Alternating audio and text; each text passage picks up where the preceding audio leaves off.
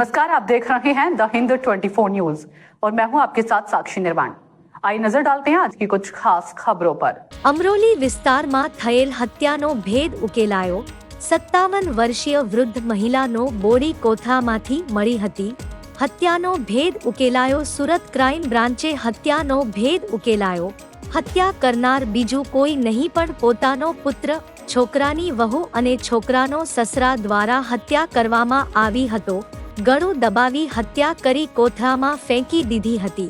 સીસીટીવીના આધારે ક્રાઇમ બ્રાન્ચે ભેદ ઉકેલ્યો। ઘરેલુ ઝઘડામાં માતાની હત્યા કરવામાં આવી। देखते रहिए द हिंद 24 न्यूज।